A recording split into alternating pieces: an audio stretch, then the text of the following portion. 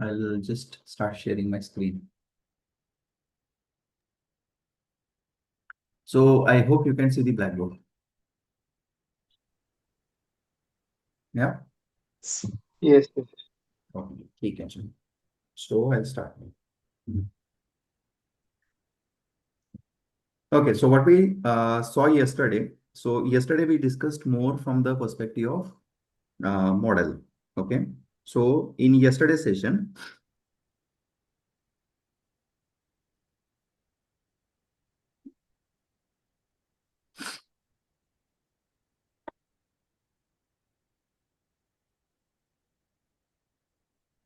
okay. So we discussed majorly about model as a part. Okay. So wherein what we tried to do, we tried to understand something like how do you basically have model integration with the UI. So what is it that happens first when the request comes up? The request comes specifically and it hits controller. We know controller has an action method. Okay. And inside the action method, what we know that inside the action method, we have some sort of integration like we can get the model object and then there's a blend, something like return a view. Okay. So whenever there is a view is just going to go and get this model object. And then we are just going to go and access getters and setters over here. So actually the view does not have idea what sort of data it is going to go and get represent. It is going to go and represent. But normally we do have something like fully casted kind of a view or typed views, which means if you recall for intelligence purpose, what we did is we tried to convey models type inside a view. And then after all the rendering is over, the action method eventually replies back to the end user. And that is the response. Okay. And which is HTML. To the end customer is what we know. So there's a request comes up and there's a reply. Now, the next thing we saw yesterday, that is something like in both manners, we saw something like how basically we can collect the data from the user. Okay, so collecting data from the user,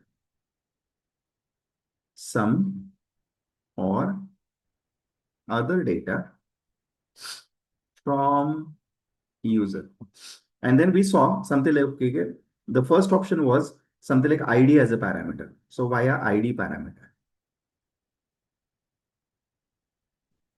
Okay.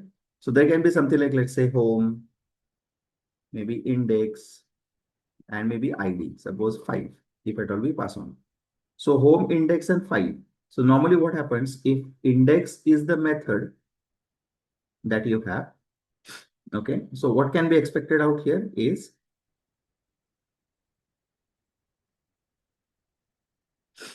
so if index is the method, what we can expect is int ID over here. And then whatever is this parameter, okay, this parameter can automatically be given over here, which means we don't have to worry about something like, what comes after slash and how do I grab that details. So the slash parameter, I mean, the last parameter, which is optional, is always mapped with ID as a parameter. Then we also saw that the name has to be ID only. If at all we are to capture this with slash, okay, slash may, if at all whatever number you pass on, if at all we have to capture, so name is ID is what we have. What if something else exists? What if something like, number, name, and address exist? Then we have a option, you can pass on home, index, and then using question mark, that is a query string concept. You can pass on anything you want. Suppose 11, maybe ampersand, name is equal to ABC, ampersand, maybe address equal to, suppose PQR. So all of this is actually called as a query string. Okay. And these parameters can be captured in index like directly. Something like integer number, string name, and string type address is something we can capture. Okay. If you have to capture using slash, then it is something like, only one parameter is mentioned, that is ID. Because in the mapping in the route, in the program.cs and main method, what you saw is there's a mapping that first is a controller, second is a method, and third is a ID parameter, which is option parameter. So using slash, if you are passing, you have to define a route.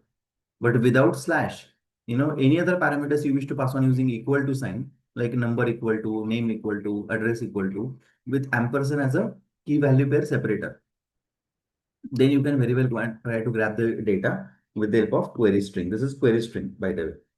And then there's the third option that we saw using HTTP post.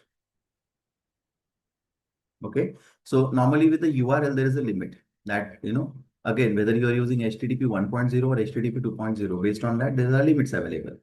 So normally you cannot just pass on something like huge amount of data, hundreds of key value pair data in the URL. Okay. That data is also not safe. Data can be seen easily. And that is the reason what we saw yesterday is, there is a way available that what we can do is, just go here, and we have a way available that we can send the data in the packet itself. So if there's a client, okay, and the client has got some sort of UI like this, that pass me some number, pass me some name, pass me some address, and then the client has got some sort of submit button. Okay, click. So what you can do, you can actually go and say using a form tag, you can say, I wish to transfer this data safely using method called post. Okay. And you can also specify something like action equal to, and I wanted to post to suppose home slash, maybe it can be any name. Yesterday we used index as a name. It can be literally anything else. Okay. Home slash, maybe home slash, let's say update, for example. And if home slash update exists, what does it mean? If you say post, okay, if you're saying post, what does it mean? Which means there will be a packet created using HTTP. Okay, this is the packet which is created, let's say, dabba. That is something which is, a courier dabba is what you can say. And then if at all you enter one, A, B, C, and suppose PQR, if you enter these details, so what will happen? There will be number, one, name, suppose ABC, and address, suppose PQR. This kind of a data is passed in the body section. This is the body and this is the header. Header is something which can be seen, easily read. And then in the header 2 section, what will be mentioned is, okay, we are to go to home slash update. Okay. And this data as a HTTP packet will travel to the, from this side client to the server. Okay. This server side. And on the server side, what did we do? We have a home. Okay. Class, home controller class. And then inside that, we are going to want to expect an update method. Okay. Update may we will simply mention this is callable using HTTP post only. So I said here in a form tag that is okay. I need to submit it using post, and I can just expect over here. Okay, you can expect here form collection that we discussed earlier, form collection, or you can simply expect employee EMP, suppose EMP. So what will happen? This is something which is going to get like, this entire packet. Okay, the content is checked. Okay, keys are okay compared with EMP getter status. Okay, and using reflection,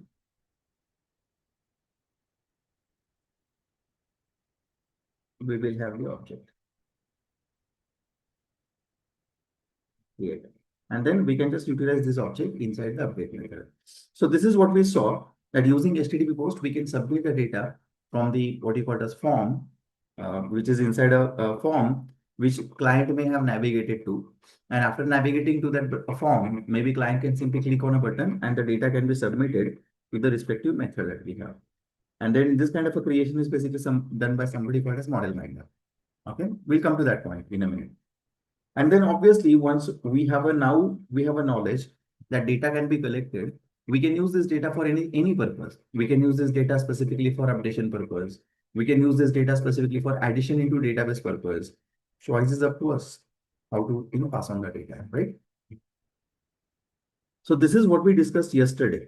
If you see, how do we pass on data to a server using ID or using parameters in a query string or using something which is called as a form tag? Okay, that is exactly what we discussed yesterday.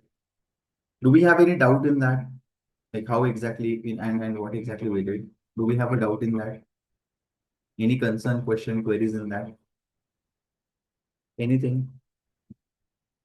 Nishant, Ashok, Abhijit, Gaurav. No, sir.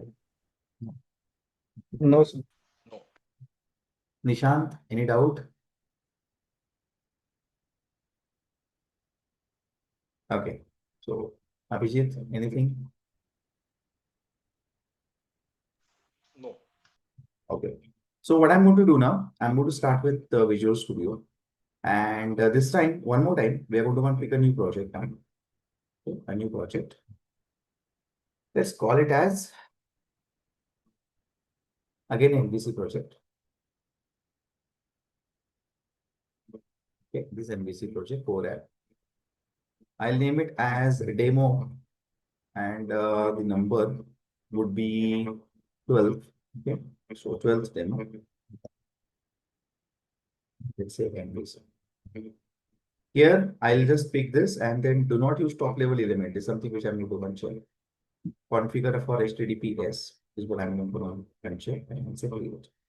So we'll see the routine, main method, routine, program.cs file, routine code that we have seen so far. Okay. And by default, they will be home controller and the index method as well. Okay. So as you can see, there's a program.cs here that has got something like, program class, main method. The rest of the part we already have discussed. And then there is a controller, there is a model, there is a view, and so on. And so on. Okay. And like every other time we do, what I'm going to want to do is I'm going to want to delete something that I am not using. Okay. So I'm just going to want to delete this and let's see what happens now. After all of this deletion, we have three folders empty. Okay. Views, controllers. I guess I just deleted the model as well. Unfortunately, it doesn't matter. I'll just add the model. Is it compulsory to hold a model? Doesn't matter really. Okay. So controllers, views, and I guess it was models. Space.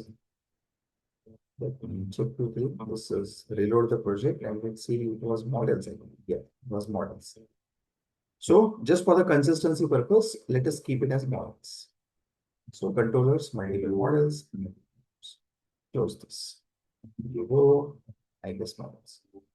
The name already conflicts in the folder. Okay, let's see. I guess is it hidden? Yes, sorry. It was hidden below. So let's add this in the project. Why did it hide itself? Governance. Okay. So we have the controllers, we have models, and we have views. And as usual, the program starts. This main method runs only once. Controller factory view engine basically gets initialized only once. The first call is basically asked to be shooted to home/index. Okay. Keep it as it is. Very simple. And here is what I'm going to do now. I'm going to add a controller. One more time, home controller. Okay, let's add home. And under the home controller, we have a method called as index right now, which returns a view.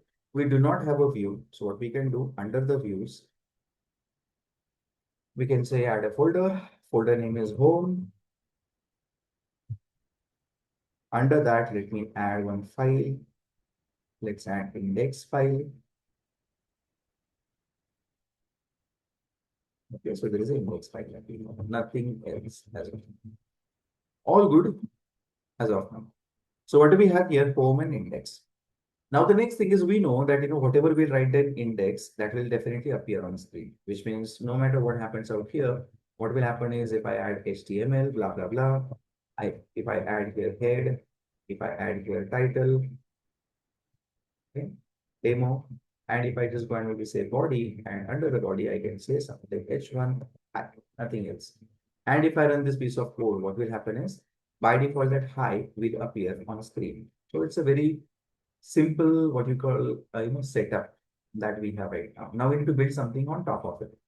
So server starts, browser opens up, browser shoots a call, and then we get a hi.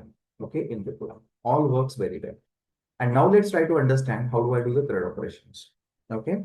Now the very first thing before I do any CRUD operations also, you saw yesterday that is one single object can be passed on to the UI, and at the same time collection can also be passed on. So yesterday we tried to showcase list of employees, hard-coded employees, and then we tried to generate table TR TD out of it, if you recall. So in a similar manner, what we want to do now, we want to showcase the data specifically from database. Okay. So do we really have a database with respect to EMP table and blah blah? So if you recall, when we learned about something like ADO.NET, that time we saw something like how to deal with ADO.NET or databases using connected architecture or using disconnected architecture. Okay. So, we already have a table available. Okay. Let us see to it if at all we can just understand if we have a table. Okay. So I'm just going to go to Server Explorer. I believe there is nothing here. So let us try to connect, which was that demo where we actually discussed about databases, this connected architecture demonstration, right? Let's reload this. And then there was a database that we used, if you recall. The database name is this, and the server name is this, and the database name was workshop, if you recall. So I'm just going to go and connect to the same database here. I'm going to say add a connection, SQL server. Server name is this, and the database name is workshop. Okay, let us see if I can get to workshop. If I can just find workshop. I guess it's a single slash. Yeah, yeah. There's a single slash almost to. Let's see the database names now. And it was workshop. Okay. So from this server, using this database workshop, now I just want to fire the queries. Okay. So that day we used EMP table, if you recall, EMP table, and under show table data, there is, this 12, 13, Ashok, Abhijit, this data exists. Okay. Now, the next thing that we have is, I just wanted to have here auto generation of a primary. Now, nobody wishes to basically go and, put up a number by oneself.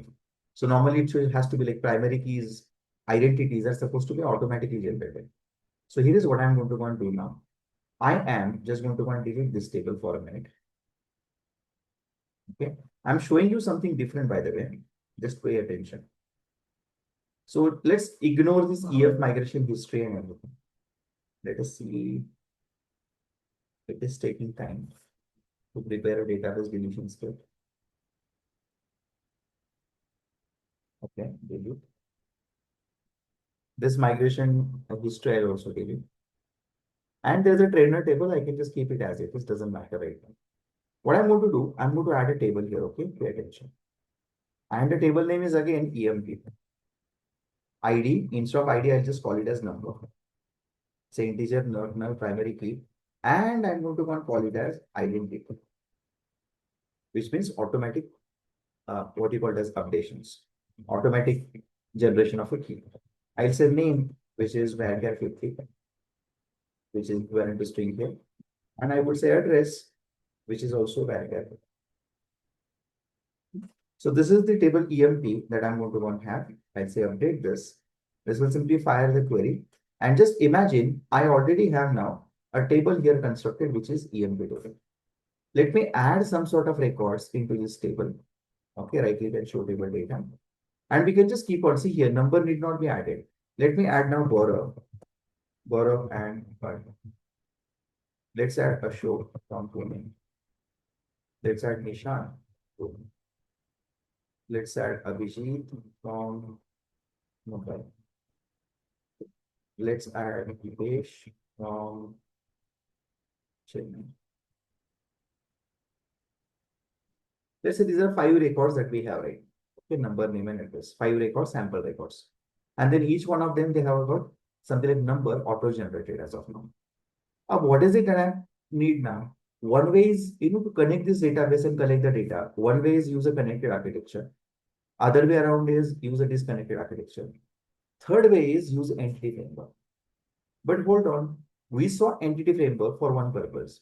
That is, we try to create a class first, and then we try to generate a table out of it, right? But now I already have a table with me.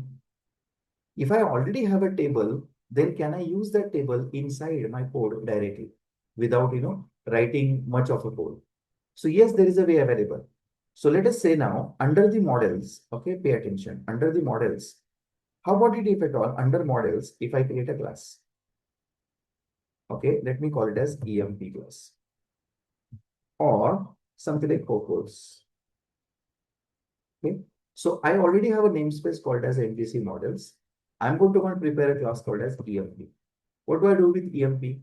EMP should have properties like integer number, okay, just like what we did for trainers earlier. There should be a property name, specifically just like trainer. There should be a property like address, just like trainer address. And then what I'm going to do is I am not going to go and ask entity framework to go and generate a table because you know and I know table already exists. There is no point in generating the table now. Then can I map this class with respect to the already existing table? And to do so, a very simple thing comes up. Just go ahead and apply table in the system. Which table do you want to map it with? The table name, EMP. That's it. What else? You can just convey, okay, please map this particular data setup with the column, which is called as column name. Okay, you can convey column name, and that is something which is address itself. Just copy. Okay, copy, paste. So sorry. Copy, paste, and paste. This name needs to be mapped with database name, database table, a database EMP's name. Okay. This is number, map it with the number column of the database table EMP, number column. And we can just convey type of. Okay. So we can say type of and a type of string. So type of integer. This should be type of integer. Do I have here type of? Okay. Type name equal to so on. So I guess type of main, we can just convey it say integer. Okay. So type name. This is something which was.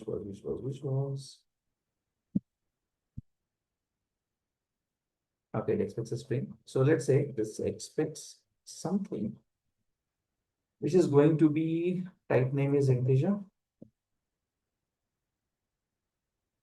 Now we don't even need this. Let it, automatically map it. One thing is for sure. Name is of type varchar 50. So size limit is there. So we can just convey column size, sorry, string length.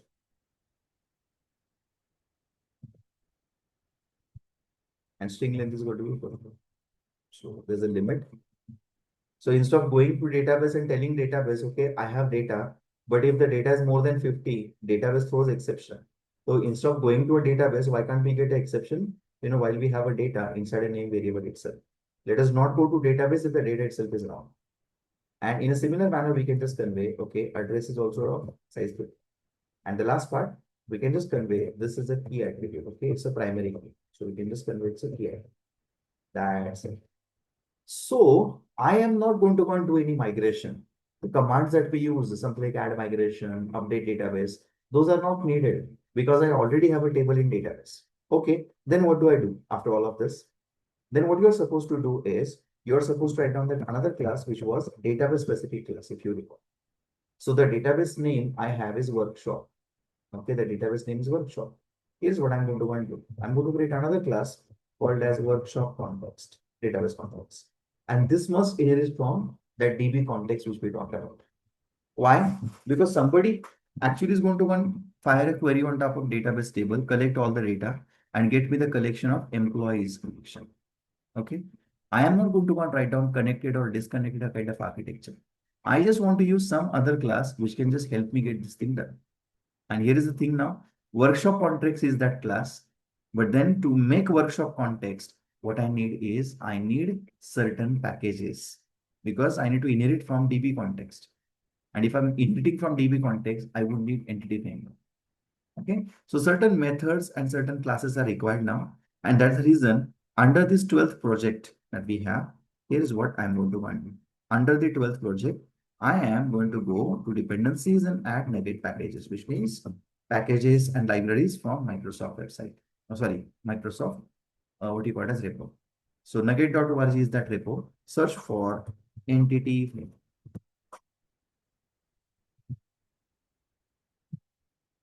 framework, and I would simply search for core, much better.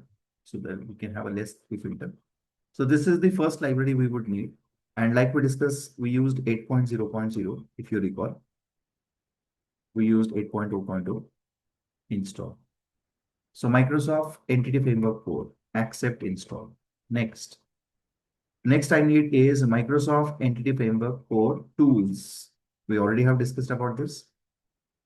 8.0.0 install. Accept. Next, after tools is something which is design. Yeah, it was designed. And why can't I see that? This is design. Go take 8.0.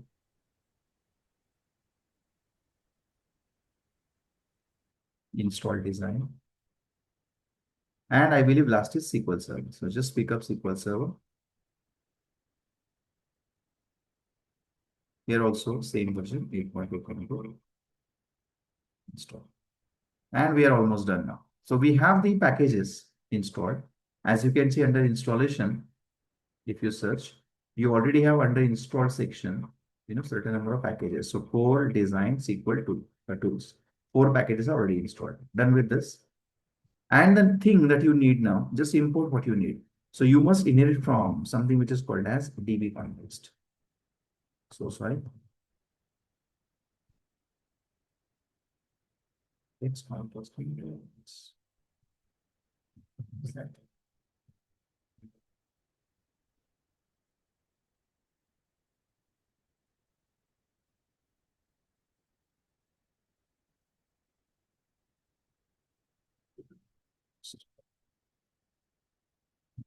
DB context.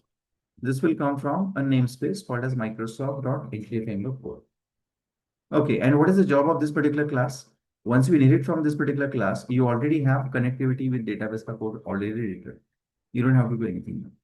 The only thing is like we need to convey that code. Okay, collect the data from so and so table and populate it in so and so collection. And to do so, what you do is you actually go and try to write down one full property, or a getter setter will also do. Okay, you can write a full property, something full property. You can say prop type as well. So I'm just looking for DB set of type EMP. I'm looking for a collection and I'll call that collection as EMPS. That's it. Which means all the data of EMPS is going to be part of this particular collection. But before you do anything, okay, how do I convey this is the database you should connect to and this is where you should fire queries like insert, update, delete. To do that, you override a method, okay, which is coming from base. And that method is on configuring. And then you have this parameter called as option builder. Just use this option builder. Okay. Just convey I wish to use SQL Server and just convey the connection string, double quote. The connection string you need not actually go and type. Connection string can be copied from here. You can press F4. You can just copy this connection string which is seen on the right and you can just simply copy paste as of now. Is this a good way? Absolutely no. Because what if after going to a production, this connection string changes? Then you will have to go back to code and do the changes, right? So ideally, we should read this from somewhere outside, okay, of the project. That is something which is configuration files, some JSON files. And we'll come back to it in a minute. Okay. So we have got something which is called as configuring. We have got connection string put up. Everything is all set now. So we have a POCO as in what you call it as file. Under that models, and I have got 2 classes written over here. One is EMP representing EMP table of the database, and one is workshop database workshop context, which represents workshop database. The workshop database has got employee table ka data collection. Just like that, the workshop context also has got employees data collection. That's it. No need to write down, select, insert, update, delete. Everything is done for you. How do I start using this? This class object dot emps basically represents all data. Okay, all data of employee table. How do I grab that? There you go. I want to use it where? I want to use it literally somewhere here under the home controller. Under home controller, somewhere here, what I wish to do is I wish to declare object of data context. Let me go and get something which is called as workshop context. So workshop context equal to new workshop context. This is my main object. Okay. And this object actually has EMPS, which basically will be able to pull all the data from employee table. What do I do now? You just have to do something like this. Return index. I'm going to once say return index, then just do one thing. The workshop context dot EMPS dot previous. That's it. Look at this. What does it mean? It means you are sending index some sort of data, which is eventually collection of list of type employees, which is coming from workshop context. So you already know workshop context is okay object of a class workshop context, which has got EMPS ka collection. This collection will be automatically populated with the data once this method is automatically called. This method is not something that we call, okay? This method gets called automatically in the lifecycle. So what happens whenever we initialize workshop context, this method gets called. This will establish a communication with the database. It will try to populate this collection using an EMP table. EMP and why EMP table? Name of the class is EMP and class actually has an attribute applied called as table EMP. So EMP table will be searched, select star from EMP will be done on this database and all the data from this EMP class, sorry, table will be populated into this EMPS collection automatically. We don't have to do anything at all in this case. Okay. And now here you go. We already have the collection passed on to the index method. So what an index can expect now? Let me go to index. Okay. What an index can expect here? Normally, index is expecting something which is called as collection of employees. So what do? You can just convey model. Okay. Model at the rate collection of type list, collection of EMP type is what you can have. Okay. EMP does not appear directly, so it is basically part of our project name underscore something something list of what? Let's see if I get indexes here. List of 12 demo MVC. Okay, so underscore 12.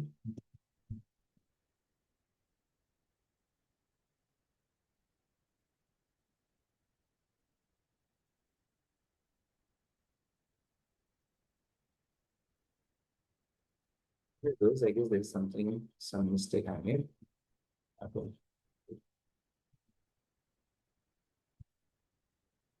Let us see. Now at the model, I can say model is going to be of type list of underscore something something. Actually, average is not equal. So list of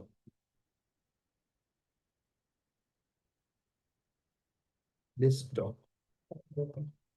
Okay, sir. Let's put a type by ourselves. Well, this is so and so. What do you at? Dot here. So we are trying to convey over here the model is going to be, which means the data is going to be of type collection of employees. Okay, what do I do with this data? So this is show the data all employees.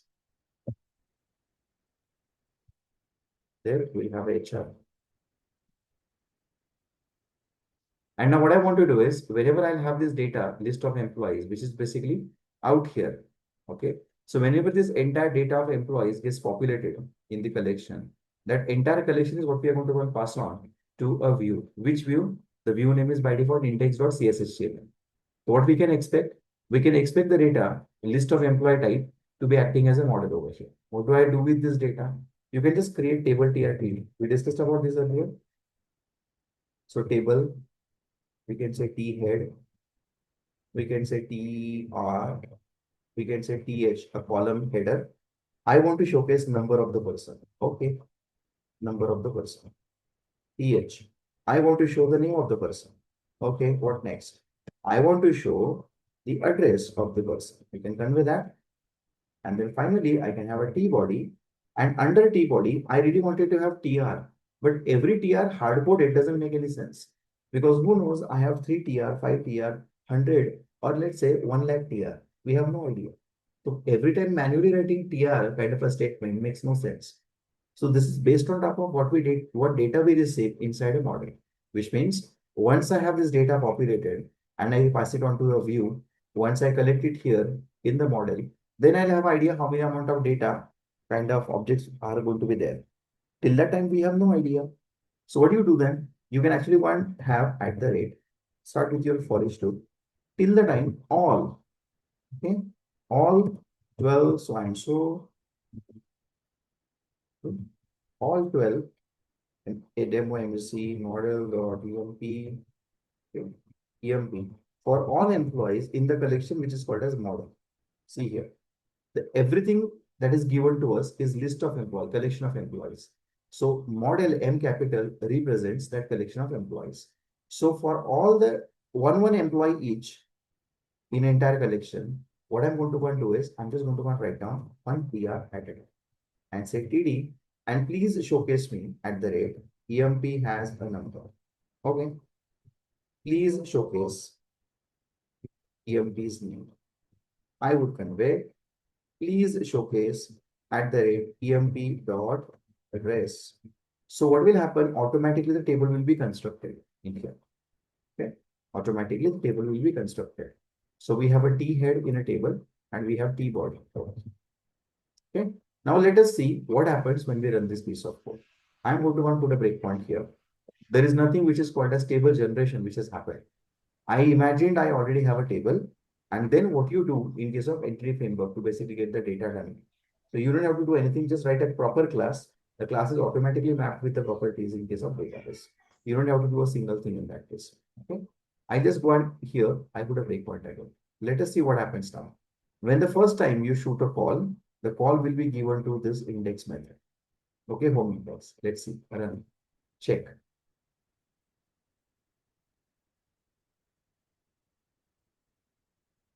So much in this case, we don't want to initialize that list. I mean, in the DB context, it automatically get that data. Hmm. Okay. Here we are. So if you can see now, list. Obviously, if at all I have to simply, it's a two list, okay, that I'm doing right now. So let's see. After I jump to view, I have the better option. Let me get to the view now. Look at this. What lies in the model now? There are five objects, if you can see. One object is, Gaurav. Another object is Ashok. Third one is Nishant. Fourth is Abhijit. Next is Dipesh, and so on and so on. And once I have this data, this TR will be constructed every other time. Okay. So we can simply say F10, F10, F10. Okay. Every other time you are constructing a TR, look at this now. This is the entire construction of the data, is what you can say. Just right click and say view source, and you will find out it's a very plain HTML that is getting constructed. But this entire UI is basically constructed on the server side. So if you're from Angular and React background, you will see this is what we used to create in case of Angular and React. But this is server-side creation, right? As you could see, right? Does this make sense? Does it seem easy as of now? No database connectivity code, no ADO.NET, nothing. And still, we have the data from database also. Does it make sense? Does it seem easy? Yeah. Yes, it seems easy, but we have to take care while constructing the class. Correct. Means Of the course. name should be the as a your column name and that. So Yeah. that So we can again, create automatically from the table.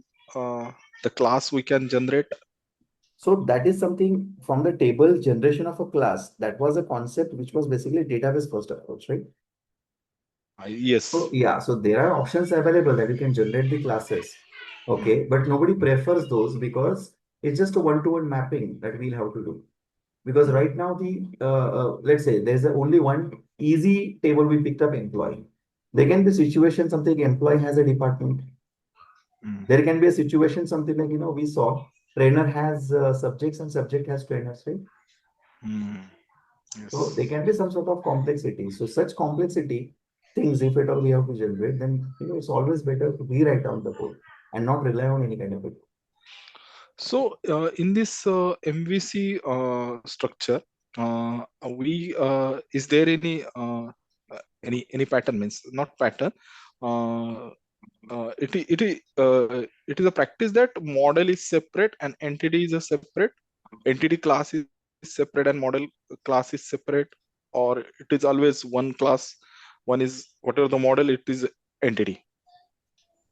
So you when you're saying entity, I mean I think you are saying this class, right? Workshop context. Mm, no, this is the DB context class. That's Correct, correct. that I Then, agree. Yeah, in my case, in my current applications, they have created separate, like, for example, public class EMP is there. There is another class. Suppose this is the your entity class, which is duplicate or the copy of your table structure. And there is another class same for the public class employee is created, and we're having the same properties kind of, and just you are then uh, s- um, means you are just mapping those property with your entity, kind of is doing there. I think I mean to say now, when it comes to something like in your case, is it hmm. literally same as that of EMP, or are there getter setters which are little different in case of that entity? That have some different getter setter also, but That is having the something, class then that is something which is sometimes what happens, we don't use something like, same, I mean, all the data from employee may not make any sense. Okay, table. hmm. Sometimes we may have some sort of other things as well to be added. Hmm, hmm, So hmm, in hmm, such cases, maybe I want to club and have something like, maybe merge off and mix and match of EMP plus department, for example. And then we hmm. can just have, a class defined, which can be a DTO, okay, for you. And the DTO, the typical data transfer object. So in that DTO, what you can have is you can have something like, maybe employee, maybe department, these things clubbed. And then that classes can act as a front face specifically for your, maybe controller. Okay. So Okay. that can be Yeah. one thing, because people, this is just a simple example, number, name, and address. But we Hmm. may have, after joins, we may come up with something, different as output. Yes, they have some views also, so they Yeah. have use for it. Yes, that's why maybe. Yeah, thanks. So the thing which we have right now is we just try to pull the data using entity framework and we presented the data. Now, what will happen in case we wanted to simply collect the data from the UI? Okay, I really want to collect the data from the UI now. So if you wish to collect the data from the UI, let us take that data specifically for that purpose. Let us have, okay, out here itself, maybe somewhere in the index page itself. How about it if at all we come up with some sort of button like this? Okay. What if I actually come up with the ahref, okay, href link button, and I convey something which is called as a create employee button. And whenever somebody clicks on create employee button, what I wish to have is home/create. What does this mean? Any guesses? When I click on a button, what is expected from you? Home stands for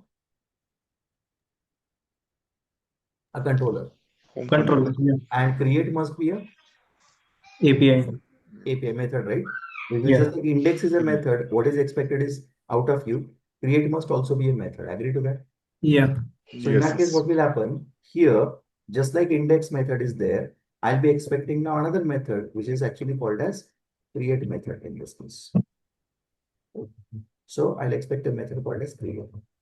So whenever somebody shoots a call to create method, what is expected out of create in this case?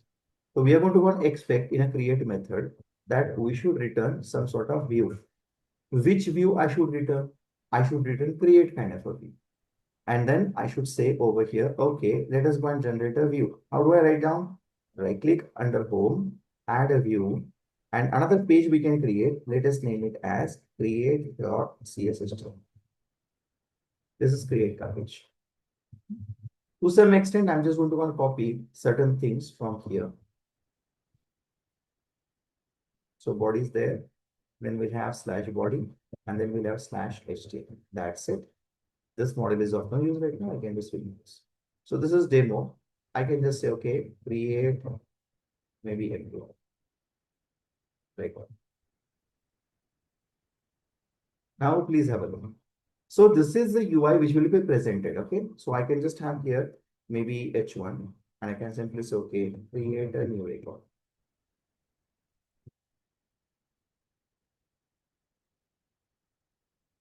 New record here.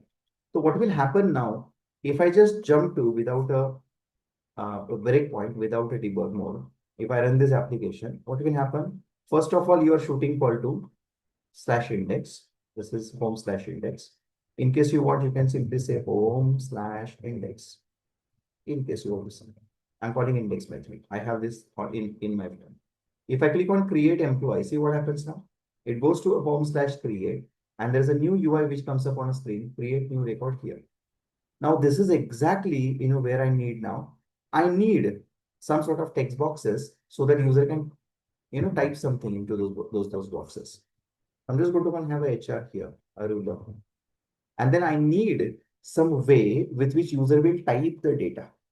So number is anyway auto-generated, you know that. So we are not going to ask number to the user, but however, we will be asking name and address to the user. So here we go. I can just say, okay, in here itself, I can simply say, okay, something like name. I can say input, input type is equal to text. I can say name equal to, this is a value for name field. And I can just copy this, br,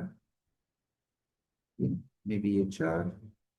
I'll just copy this, 1, 2, and 3. Have a look. Okay. This was for name. This is for address. Input type equal to so and so. I can just say address. So you enter your name. Text box will contain hold a name. That is basically the data for name property. Address, this data you will type here, and that data will be specifically for address field. And then the next thing comes up after this HR is something like input type equal to submit. Okay, a button. Name, I can just ignore for a minute. And I can simply say value equal to. And look at this, value equal to, I will simply say add record. That's it. Maybe I can also provide a name over here. Name is something like, BTN submit. BTN submit. So name is BTN submit. And the value is add. That's it. What will happen if at all, I see a look and feel like this? What will happen now? So if you look at this, by default, you are at home index. You click on this button, you have these boxes, okay? So you are supposed to type in here something. But when I click on add record button, when you click on add record button, what should happen? This data that I'll type over here, this data must be getting submitted to the server side. So here is what I'm going to want to do. How do I get that data on server side? So you saw it yesterday. That is, you can collect the data from server side, browser side using HTTP post, since it's a big data. And you can simply say, maybe a name of the method can be after create. So whatever you basically send me, I will be able to collect it over here. And I can say, okay, I'm expecting employee. So what will happen when you click on submit button, whatever you have typed in the boxes, that is something we'll be able to collect here in EMP. And let's see what is it that we get when we submit a call. How do I convey after create method is to be called over post? There you go. You can actually wrap up almost everything that you have written here. Wrap up everything, create a form tag. Okay, and you can simply convey on a submit button click, let us call something which is called as using a method, which means all data will travel in the post, that is body. And you can simply convey action equal to, I really wanted to call. Now fully qualified URL will do, or since this UI is a part of the current application itself, you may say, I want to go to home, I want to call after create. That's it. Means when you click on submit button, guys, you click on submit button, automatically key and whatever you type in this box, value, key address and whatever you type in this box as a value. So a key value will be created, and that key value will be sitting in the body section of HTTP packet and will be sent out to after create automatically. And when you have that name and a value, address and a value key pair, that is something which will be collected automatically in EMP. So EMP will be considered automatically. Yesterday we saw form collection. You can also collect it in form collection if you want, or you can simply expect a EMP object directly, as long as the key properties are matching. So EMP has a number, name, and address. UI out here has name and address. What about number? Number is auto-generated. That's the reason we don't need that. And then there you go. You can just see how data basically appears. Okay. Look at this now. First time when you call, look at this. First time when you call, the call will be given to home inbox. See here.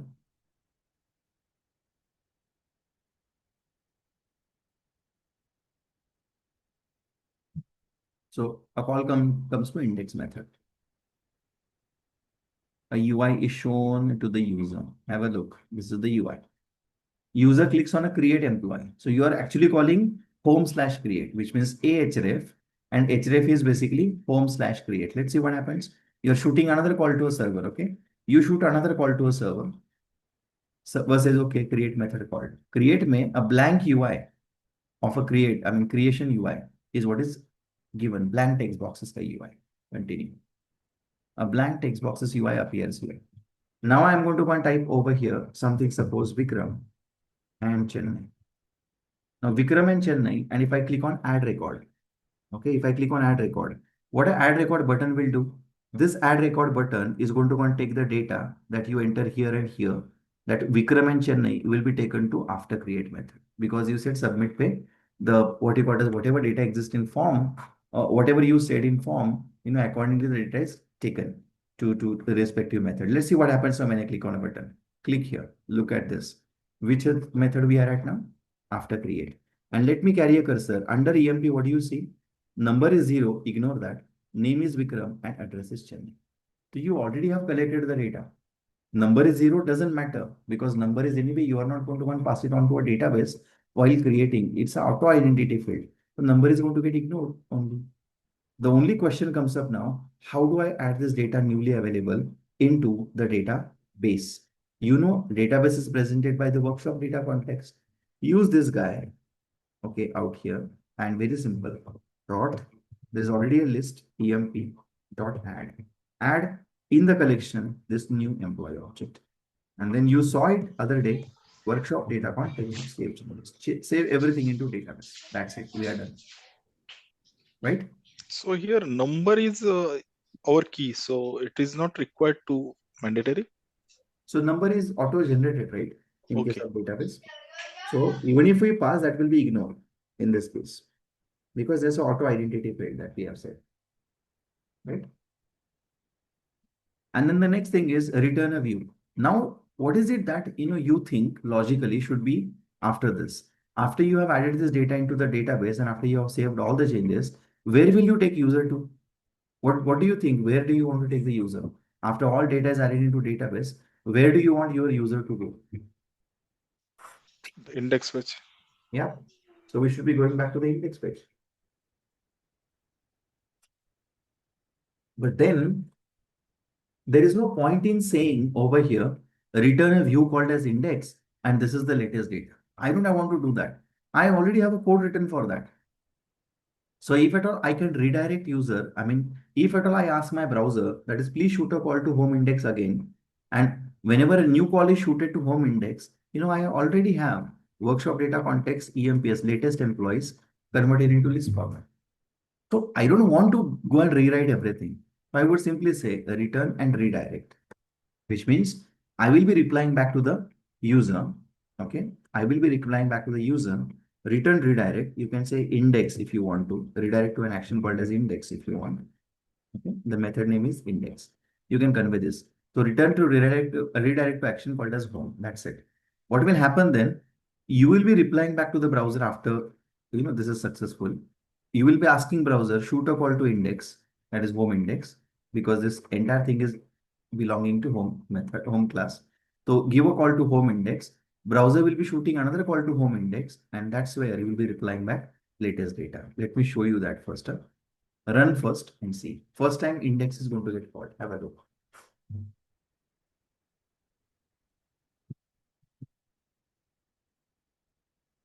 Okay. Our first call comes up to index. We have the data showcased here as is. There you go. Now, after we have this data, let's say create employee. So you're shooting call to this simple create. Every method is callable over get. So this is callable over get. This method is callable over post only. You said create. So return an empty create ka UI. Let us say Vikram and let's say Chennai. Okay, let's say add record. So on add record, we are going to go to after create. Click here. We already have a data here, latest Vikram and Chennai. add the data into database, save the changes, okay, save the changes, and then once done, you are going to go and reply to a browser, that is browser, I'm done. Okay, I got a reply, something like I'm done. Please shoot a call now for a further, what you call it as, further procedure. Please shoot a call to index method. Now, what happens if I hit F5? This basically shoots a call to index method browser. And then what you see is latest data can be seen towards the end in this case. I hope this makes sense, everyone. Yes. Yes, Yes. makes sense.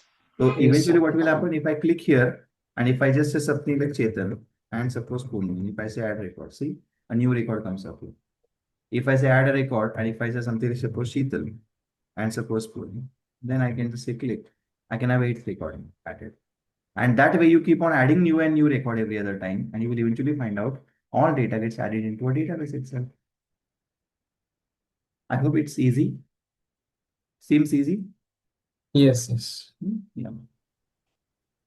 So this is not the only thing. Now, what will happen if at all I really wanted to edit Gaurav's record? Okay. So Gaurav is from Bhopal, and I want to change Gaurav to to be a part of Pune. So in this case, how do I change the record? So it's literally going to be create like record only. Create shows blank UI. I want to show in edit the same UI but with the previous record content, which means I want Gaurav's record to be displayed and Gaurav to be changed to Saurav or something like, maybe Bhopal to be changed to Indore. That changes is something which I'll be doing in case of text boxes. So the overall point is, how do I make this possible? Go to index only. Under index, you are anyway showing TDs, okay? How about it if at all we do something like this? There can be one more TD we can have. And under this TD, let us have a href. Let us shoot a call to home/edit. And there is one pattern we have seen of a URL. In the pattern, first is a controller, second is a method, and third is ID. So how about if at all we pass on /emp.num? So whenever every time you click on this edit button, whenever somebody clicks on this edit button, see per row, there is one button created, edit. And per row, when you click on this button, every other time a new number will be given. So first row, this number, second row, this number. So you click on this button. So home and edit will be called. And then the number is something which can be expected as a parameter. Similar manner, what we can do is we can have another TD and we can simply say delete. And then I can just call another method called as delete here. Have a look now. Here we can just represent a th, okay, doing nothing, and a th doing nothing, just a header. Now please have a look. How does it look like? Have a look.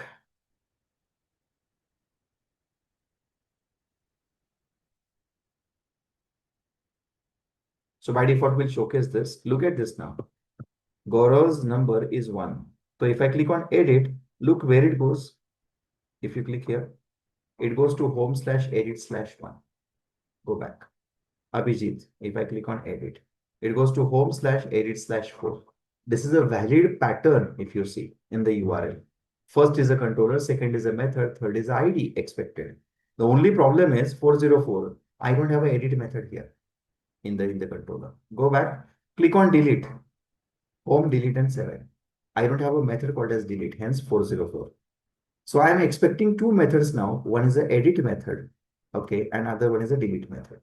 Let us focus on edit method first. So edit method is literally like, okay, edit method is just like this. The only thing in edit, we can expect a parameter called as ID. In the edit method, we'll be expecting ID as a parameter.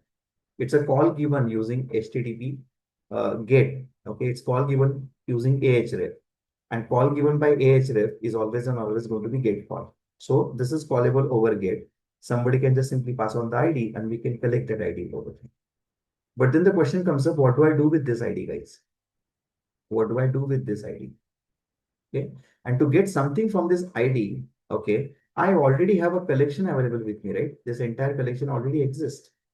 So how about it if at all we want to find the content? You have an option available, EMPS collection. This collection is of type DB set.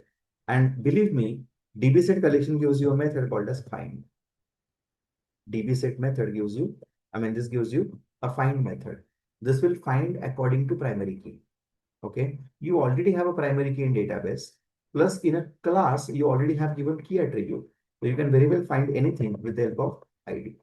That's it. Find anything and what will you get? EMP to be edited. Okay. EMP to be edited is what you will receive in this case. So when you run this piece of code, you will end up getting one object. And what do I do with this object? Pass on this object as a parameter.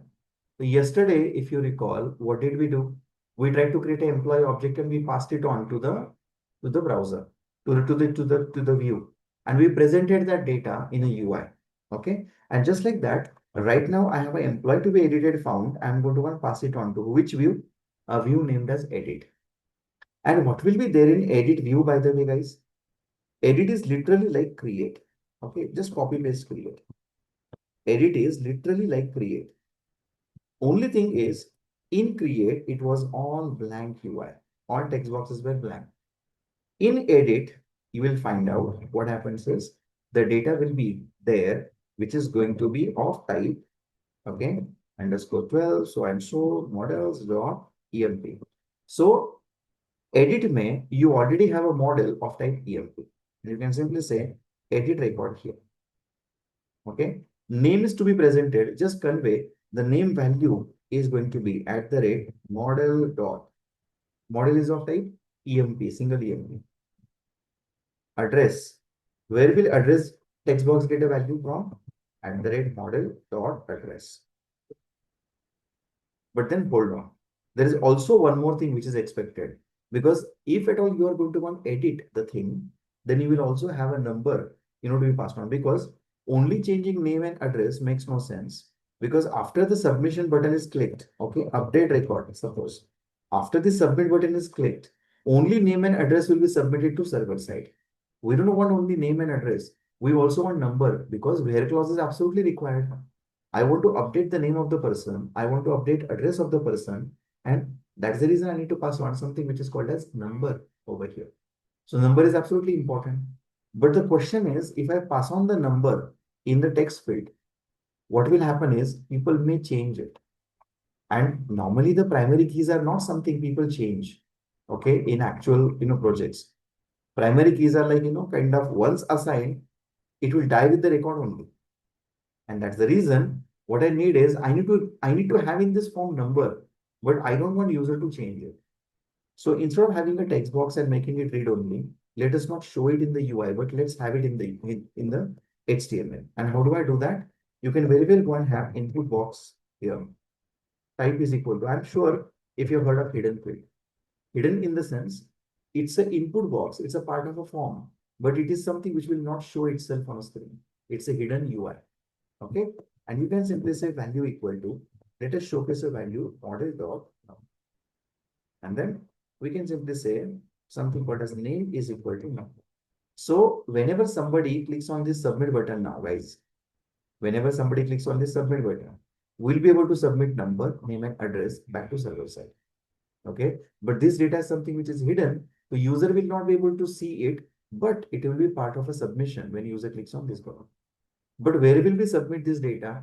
This data should not be submitted to after create. It should be submitted to another method called as after edit. So we'll have another method here called as after edit. And that particular method literally, okay, same as that of this guy, I can just expect after edit here.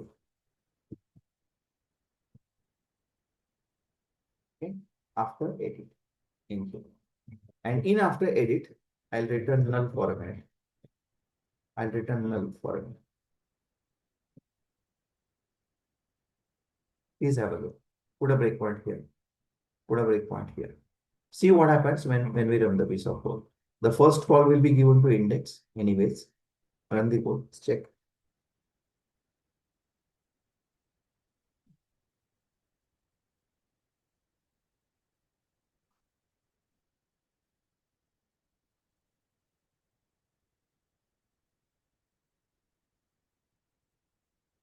Okay.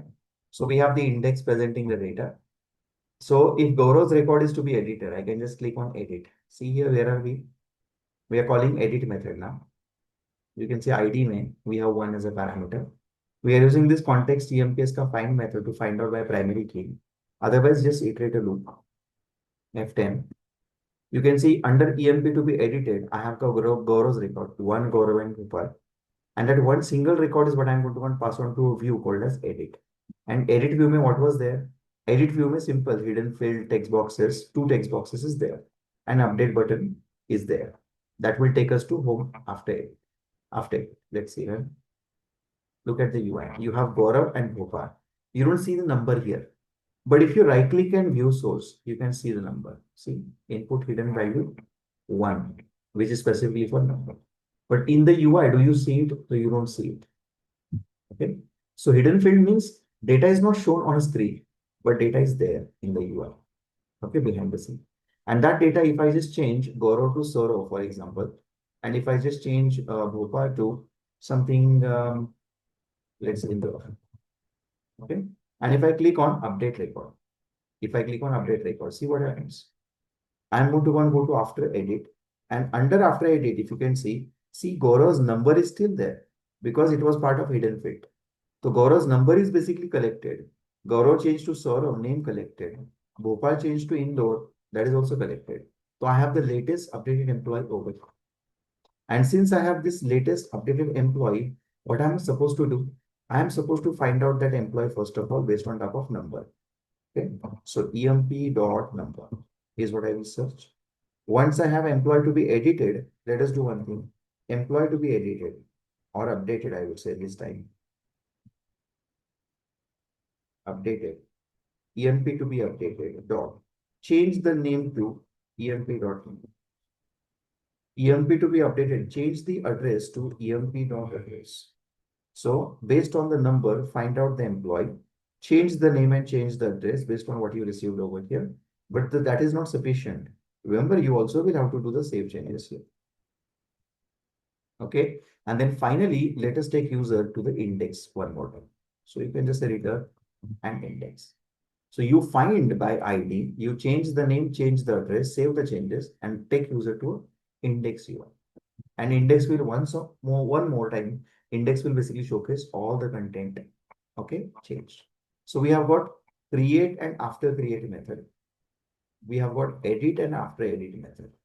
Okay, create may first method returns the blank UI. Second method collects the data from the UI.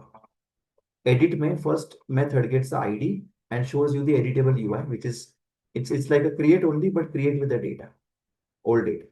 Old record is showcased over here. And after changes are done, new record is something which is collected in after it. Okay. And let me show you what is it that happens now. Click here, run and check. Without debug, I'm going to run.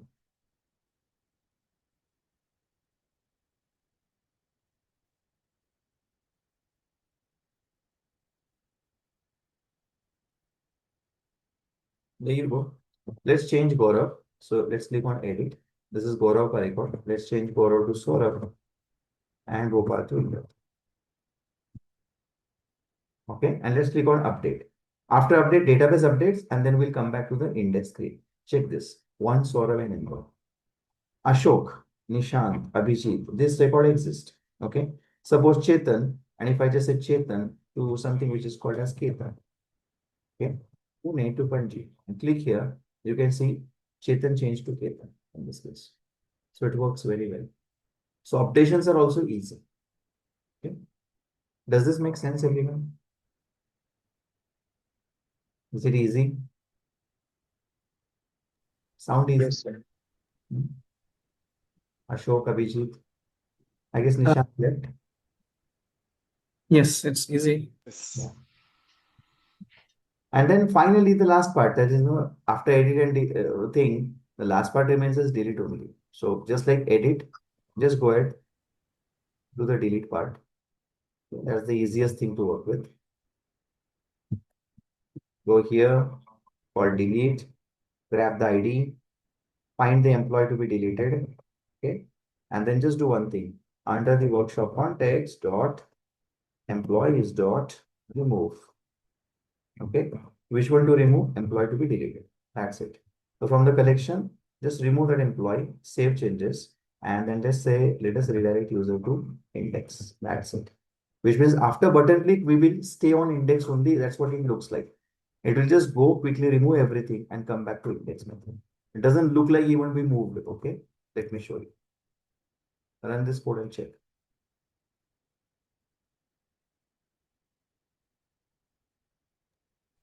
So these operations are getting performed on database directly, right? Yeah. So are these queries, we can call it as link queue queries? Yeah, so right now the queries written are LinkQ queries internally, but and I did not use LinkQ deliberately because I did not cover that part yet. Okay, yeah. Yeah. But then internally, what is happening is the queries used are basically LinkQ queries now. Link queue queries, okay. So if I delete some records, suppose if I delete, suppose Saurav, Ashok, Nishan, Mm. if you can see this data is getting deleted. See, we are coming back to this method. There's a flicker that you can see. Flicker Mhm. means we are actually shooting call again. Okay. Okay. Okay, so it actually comes out to be very easy when we deal with something like entity framework. See, we are free from something like the database connectivity code. We are free from the rest of the part, and then things are working absolutely good. If you look at it, it's just a Okay. matter of hardly 50-40 lines and single table. CRUD operations is something which we are done with. You are supposed to be good with CSHTML, partially HTML, partially C sharp kind of a code exists. That way. So what if at all we talk about assets right now, there is something like index CSHTML, there is edit CSHTML, and create CSHTML. 3 pages we have created. Okay. One home controller we have created, which is this. And then finally, when it comes to classes, model classes, under Pocos, we have got two classes written. One is the context and other one is the UL, which is mapped in the table itself. And with this, what we have is something which is called a simple CRUD operations related application constructed in no time. Right? Okay. And this DB context class takes care of database connection and disconnection as well after the method got Absolutely. executed. Yeah. It does everything automatically. Connectivity, Just disconnectivity. just initiating this class, it will allow us to use those internal methods. Absolutely. So you are going to go and deal with the collection here. Remove something from the collection, like that db context object dot emps dot remove I called it. So db Mhm. context dot emps dot add a new Mm. object into it. So you just deal with the collection. Okay. You just deal with the arrays ultimately. And with that Okay. array, whenever you do the changes, like insert something new, update something, or delete something from the array, and whenever after that, when you say save changes, those changes are automatically taken to the database. So you're not dealing with database, you're dealing with collections in EDF. Mhm. And when you say save changes, those changes are taken back to the server side, right? Yeah. And sir, one more, in connection string, I have seen one more parameter, like provider, where it is maybe a MS OLEDB SQL or SQL data client something, Mhm. native client something. Yeah. In my current project in company. Yeah, there are like, In if you see, barring these parameters, if you look at, okay, there are plenty of other parameters that we have, ideally, if you see. Okay, this is not the only parameter. There are like at least 100 parameters that we have in but these connection three string. are mandatory, right? These three are something which we use very heavily. But in the Okay. connection string, if you see, there are like literally multiple parameters. If I just have to show you, okay, maybe this thing, okay, SQL connection string.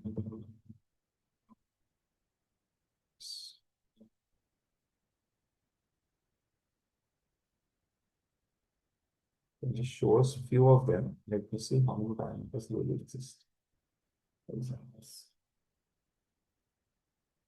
these are the keywords, as you can see. It has a list of parameters, as you can see. Initial catalog we have used or database, as it says. Integrated security or trusted connection. Look at these parameters,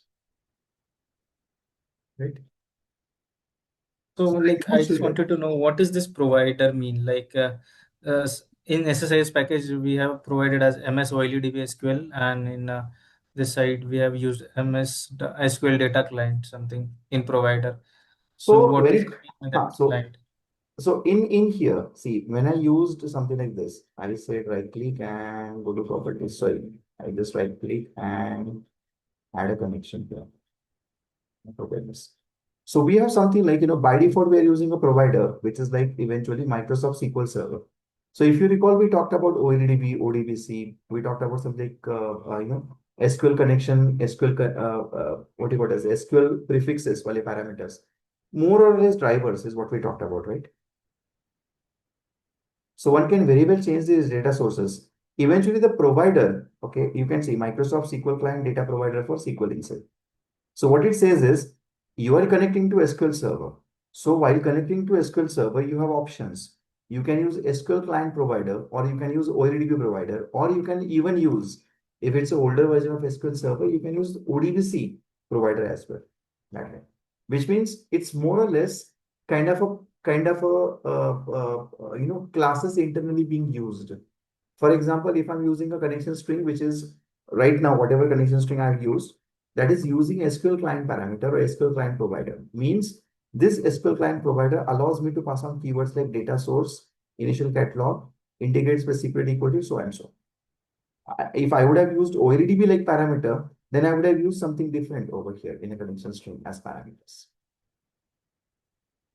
Okay, okay, got it. So it all depends on what sort of what you call it as classes and packages you are basically using to connect to SQL Server, or for that matter any other database. So whether you are connecting to MySQL or you are connecting to anything else, it really doesn't matter. Okay. Got it. So if I just go to, so keeping this now little aside, now we have got these classes available, these, the mapping that you saw. Now what happens is this particular code, okay, I'm just going to go and close this, close all of these files, close all tabs. Under the solution, what did I do is I created a home controller, I created model, and I created views, okay? And 3 views is what I created, okay? So what is it that happens now? Just like what I did for a home, just like what I did for home, I am going to go and go copy paste home, and name it as, instead of a home, let me call it as demo. So there is a controller now that I'm going to want to create. Let me call it as demo. Okay. So whenever somebody shoots a call to demo/index, this will work. Whenever somebody calls demo/create, this will be called. Whenever somebody calls demo/after create over post, this will be called. It's literally same copy paste code. Okay. Only the class name I have changed as demo deliberately. There's a reason behind that. And then the next thing, views may, I already have views for home. I'll copy paste and I will just create this as views for demo, nothing else. Okay? And under demo, create may, there is something called as home/after create. I'll say demo/after create. Okay. Small change. Under edit, I'll say demo/after create. And next, under index, I will call it as demo/create. So just a controller name is what I have changed. This is demo/edit. This is demo/delete. Okay. What did I do? I created the same demonstration, but then using demo controller. Okay. So if I run this piece of code, have a look. What happens here? See, the by default, it shoots a call to home/index. I will call /demo/index. Okay, this is same UI. I just have same sort of data is there, so obviously it really doesn't matter. I say create, this is demo/create. I'll say Mahesh and Pune, create. I'm on demo, UI only. So you can see here, Mahesh and Pune. If I say edit, demo edit 9, I can say Mahesh to something which is called as Mahesh Panji. This is Mahesh and Panji. If I say delete the page, I can just say delete the page. All done, working fine. And then I am at demo, okay, as a UI as of now. Why did I do this? The reason is you saw some method getting created, create and after create kind of a method, right? So there's a create method which is available over Git, and there's a method called as create after create, which is callable over post. Okay, so this method expects no parameter. This method expects a parameter. That is, after you submit everything, I'll hold the data in EMP. My question, what if I change this to create? So there are two create methods now. This is one create method. This is another create method. Where was this method referred, by the way? This method was referred under demo's create code. So demo create code may, instead of calling after create, now I wish to call create. So there are two ways available now. This create method normally gets called via index when you click on create record button. And this create method basically gets called from this particular UI of a previous create, which eventually will bring the new employee on screen. Okay. Do you see any kind of a confusion while calling this create method? Do you see any confusing thing, while you call this particular method, create and after create? I mean, create and, rather create and create. Yes, no? Any confusion? Yes, no?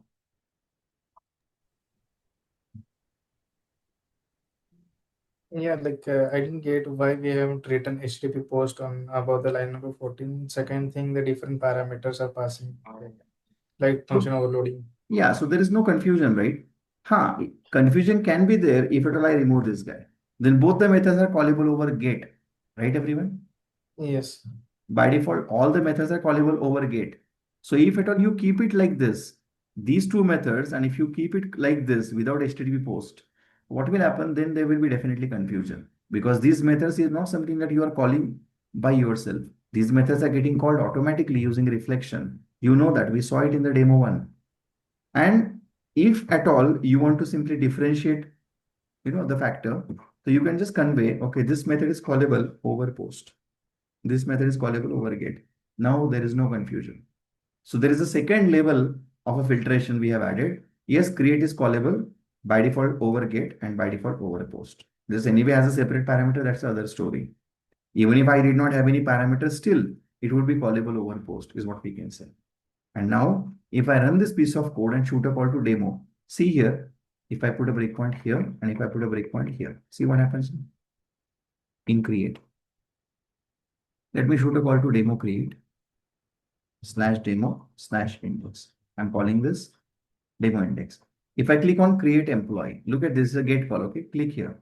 The get method gets called. Look at this. First create is calling. Second create is not yet called. First create is called. You can see the UI on a screen like this. If I put over here something which is called as suppose Nitesh. Okay, and let's put it as P. Click here. Second, since it's a submission of a data post call, you can see here create and employees data is what can be seen getting collected here. So this becomes easy thing then. So if at all there is any kind of a confusion at any point of time that sometimes people expect create and create method name only. Nothing to worry about. There's a differentiating factor always existing. There's the existing factor is HTTP post. By default, every method is callable over get unless until you convey post, put, delete kind of a thing. Unless until you convey, the methods are always callable over get. But if the same method name is there for two methods, multiple methods, and all of them are callable over get, then you will end up in exception. Okay, there's an ambiguity in calling a particular method. So it's always better keep a separate name like we kept earlier, or at least keep a watch on this. At something like these attributes are absolutely important. Okay, this is called verb, by the way. This will be differentiating factor whenever this method gets called, or for that matter, this method gets called. Does this make sense to some extent? Yes. Okay, great. So now that we have simple CRUD operations performed on top of database, and then we used entity framework, we just try to collect the data, show the data, or pass on the data back to the UI or back to the browser. Now let us take it to something like maybe a next level. Right now we are simply returning, when I said return a view, I'm returning HTML, by the way. Whenever I'm calling and I'm saying, okay, I return a view, ultimately what happens is I'm returning view in the sense I'm returning HTML. When I'm redirect to action, in the sense I'm just giving some input to the browser, telling, okay, browser, please shoot a call to index. Okay, it's It's not a UI, it's an instruction to a browser. Please shoot a call to index. Thing to understand right now is what other things we can return from here. From any of the method that you saw, what other things we can return? Let me show you. This is index you saw in demo. Okay. So we also have some other methods. Index, let's say index one. What a index one can do? Let's see. This entire data that we have here. How about this if at all I say return a new JSON result. Have a look. New JSON result. That's it. Dot to list. Have a look. Convert this into a list. Very simple.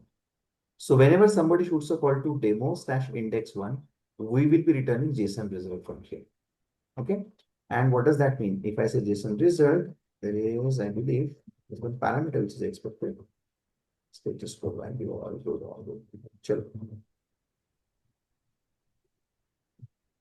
Okay. I guess we don't need that. So we have a new JSON result to be returned whenever somebody calls index1. Let me show you what it does. Run this.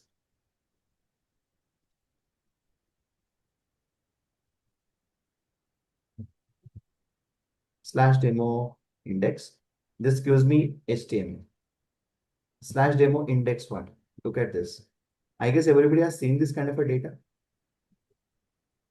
Everybody has seen this kind of a data. Yes. This is JSON, right? This is JSON data point. Data that you see. The entire data that you see is converted into JSON format right now. This is the base of Web API, if you understand it. So the data, when I said return, I don't wish to return a UI. I wish to return only JSON. So I converted this entire data into JSON format. Next, if I copy paste again, copy paste. Look at the another thing. I may say index 2 and I may say return new content result. Look at the options we have. Content result. And with the content result, what you can do, you can actually go and say, okay, I wish to return a content that can be something like, okay, hello, nothing else. I can convey the content type. The content is of type what? I can say content is of type text/plain. So here I am returning HTML. Okay, this is like return HTML.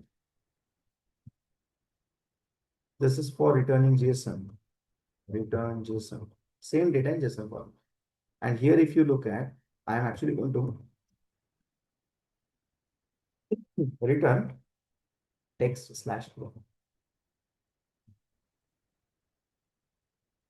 Plain text. These are content types. So if I run this again, have a look. You get a chance to basically reply whatever you want to. So /demo/index. This returns HTML. This is HTML. Okay. Call index 1. This gives me JSON. Call index 2. This gives me hello. And how do I know what basically we are returning? Just visit this again. Control F5. Call index. Look at the reply type. Under response headers, you can see content that we received is text/plain.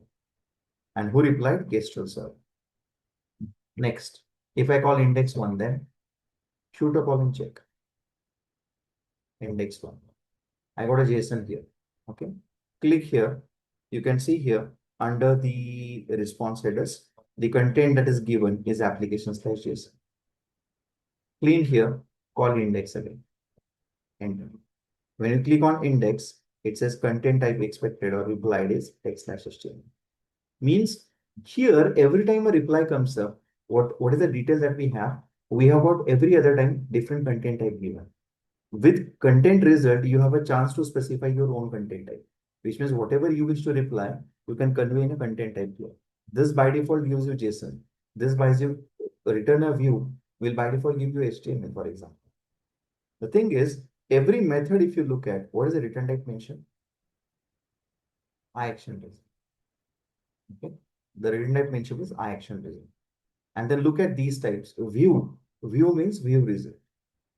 Return a view UI means view result.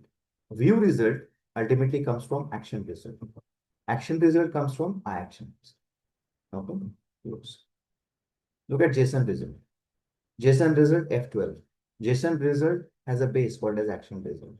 Action result has a base called as action result. And action result is an interface. Close. Look at content result. Content result F12 is inheriting from action result. Action result comes from action result. And action result is an interface. So if you look at this, all of these guys, content result, JSON result, JavaScript result, something called as view result, all of them, they ultimately inherit from action result. And hence the base is given as a return type. So return what you want to return. This is exactly the same case as that of our database and report example, if you see. You were returning sometimes SQL, sometimes Oracle, sometimes this and sometimes that. The method return type was base. Okay, if it is SQL, if it is Oracle, we were trying to return something which is called as, some sort of I database, as in the interface also. Just like that, what you see, you return whatever you wish to return, but then return type is I action based in this case. So you can see it here. A base is heavily getting used as a return type in this case. Does all of this make sense? Yeah. Yes, sir. Yes, sir.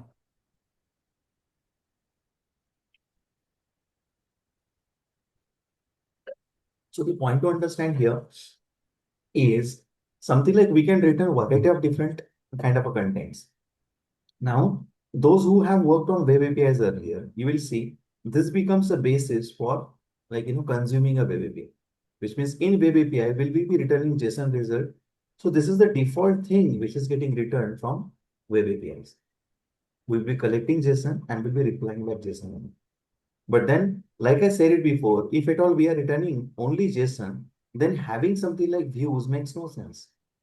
This controller's methods are capable of returning to view, JSON, or something which is called as content result. Why? Because it inherits from somebody called as controller. And at the same time, initializing this controller requires the initialization of controller factory as well. You saw that. Okay, controller factory as well. The only point is, if I need a controller factory, definitely, no doubt about that. But I do not need view engine. If at all, I have got something which is called as, web APIs. In the web API, you plan to return only JSON and consume only JSON.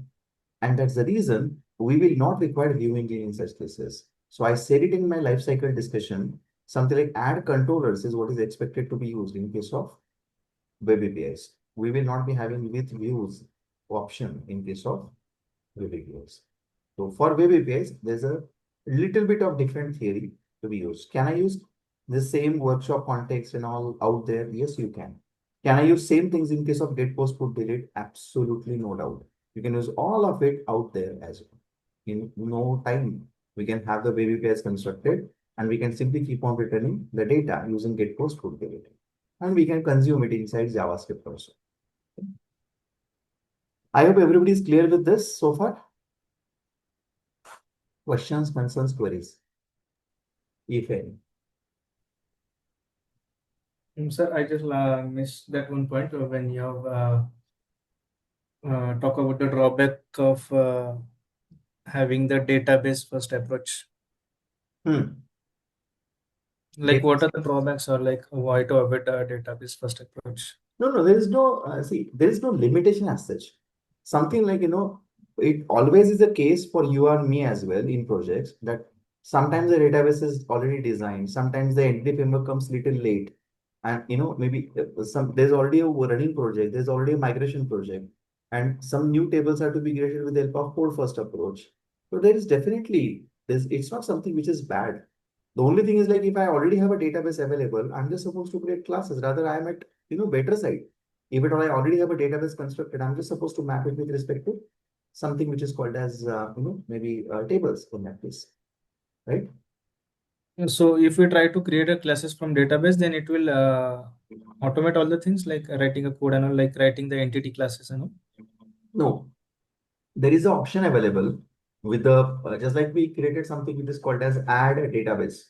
I just have a couple of examples added in tomorrow's session. What we have is something like just like we used add migration and I said update database. So what did I do? Which means I defined the classes and I created something called as tables. But can I have a vice versa? Something like, can I just go and have table converted as a class in this case? So there is something which is called as scaffolding templates. With those templates, one can very well have these classes generated as well. Okay. But then those classes will actually come up with a huge amount of luggage. Means if you look at my classes, EMP class, for example, I hardly use EMPS class and then there are like 10 lines of code written. But if at all I try to generate the classes, automatically via wizards, you will find that those classes can be 100 lines classes, for example. The thing is like, why to have that luggage considering the worst cases, multiple cases considered? Why to eventually end up in that luggage? That is the reason people prefer to write down their small classes by their own. Map those classes with the tables and tables by their own. So doing everything by our own is something which is what people prefer. Okay. Yeah, got it. Just like Java. I mean, in Java also people, plan to do the same thing. In Java, they almost try to do everything with Hibernate by themselves because you get a micro control, at a granular control on your code if it all do so. Okay. Yeah. Okay.